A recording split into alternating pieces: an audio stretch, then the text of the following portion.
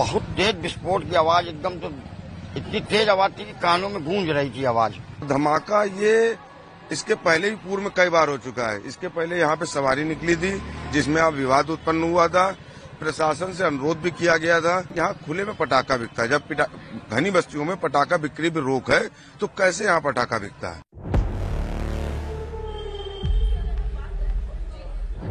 ಜನಜೀವನವನ್ನ ನಡಗಿಸಿದ ಭೀಕರ ಸ್ಫೋಟದ ಘಟನೆಯೊಂದು ಕಾನ್ಪುರ್ನಲ್ಲಿ ನಡೆದಿದೆ.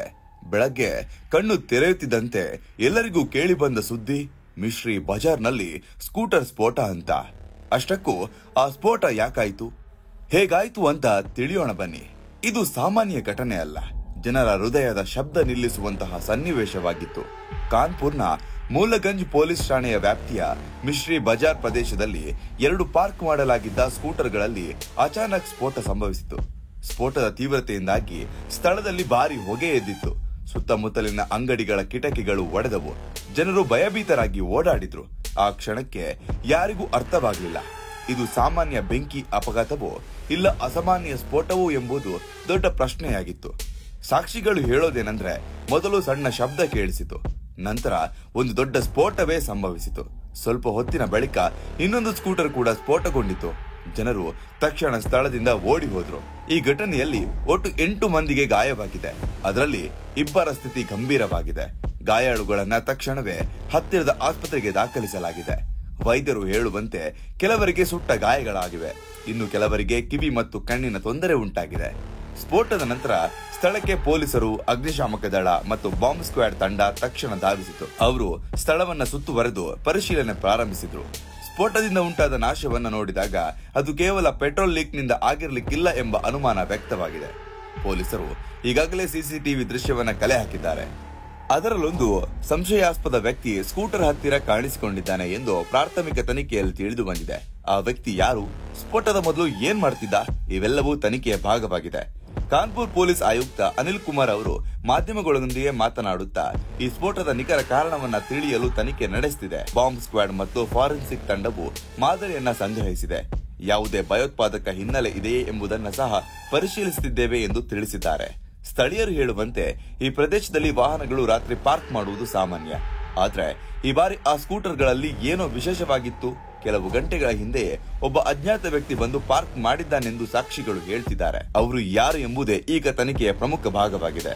ಸ್ಫೋಟದ ಪರಿಣಾಮವಾಗಿ ಸುತ್ತಮುತ್ತಲಿನ ವ್ಯಾಪಾರಿಗಳಿಗೆ ದೊಡ್ಡ ನಷ್ಟ ಉಂಟಾಗಿದೆ. ಅಂಗಡಿಗಳ ಶಟರ್ಗಳು ಹಾನಿಗೊಳಗಾಗಿವೆ. ಕೆಲವು ವಾಹನಗಳು ಸಂಪೂರ್ಣ ಸುಟ್ಟು ಹೋಗಿವೆ. ಸರ್ಕಾರ ಈಗ ಪೀಡಿತರಿಗೆ ಪರಿಹಾರ ನೀಡುವ ಕುರಿತು ಚಿಂತಿಸುತ್ತಿದೆ. ಪರಿಸ್ಥಿತಿ ಶಾಂತವಾಗಿರಿಸಲು ಪೊಲೀಸರು ಪ್ರದೇಶದಲ್ಲಿ ಭದ್ರತೆಯನ್ನು ಹೆಚ್ಚಿಸಿದ್ದಾರೆ.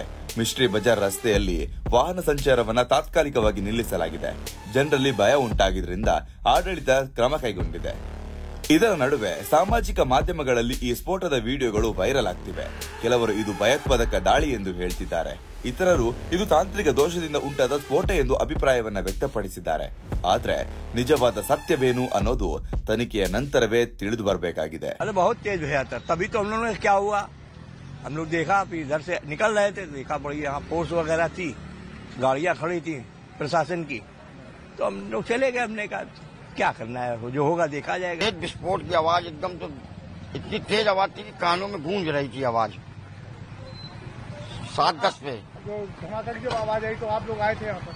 हाँ, नहीं, यहाँ आए थे हम लोग, रात को आए थे देखने, फोर्स लगी थी। हम लोग का आगे गणेश लक्ष्मी का दिवाली का त्योहार है, तो सब लोग यही रोडी पे रहते हैं क्योंकि दुकानें सब लगी रहती हैं। बहुत तेज धमाका था, और धमाका ये इसके पहले भी पूर्व में कई बार हो चुका है। इसके पहले यहाँ पे सवारी निकली थी जिसमें अब विवाद उत्पन्न हुआ था।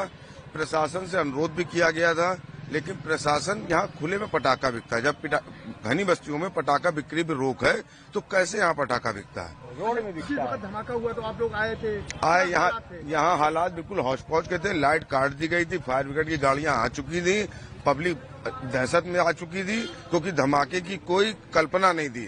कुछ लोग कह रहे थे सिलेंडर फटा, कुछ लोग कह रहे थे कि पटाखा फटा है, लेकिन हम लोग ये निर्णय नहीं कर पा रहे धमाके को देख के कि क्या हुआ। कितने लोगों को यहाँ ले जाया गया जो घायल थे? यहाँ पे उस समय तो कई लोग थे, लेकिन प्रशासन द्वारा जो अवगत हुआ है उसमें तो ये समझ में आता है कि 4 से 5 या 6 लोग, लेकिन हमको लगता है कि इसमें कई लोग चुटहल हुए हैं और जो लोग व्यक्तिगत जाके प्राइवेट अस्पतालों में अपना इलाज करा रहे हैं। बाजार किस चीज का है? ये बाजार कॉस्मेटिक का है। यहाँ पे चक्कर सीजनी लोग काम करते हैं, लेकिन ये बारूद का काम घनी बस्ती में, जब हम सिलेंडर के लिए घनी बस्ती से दूर उसका सिंडप बनाते हैं, तो घनी बस्ती में जब प्रशासन द्वारा ये मना करा जा चुका है, तो ये बारूद का काम खुलेआम सड़कों पे कैसे होता है।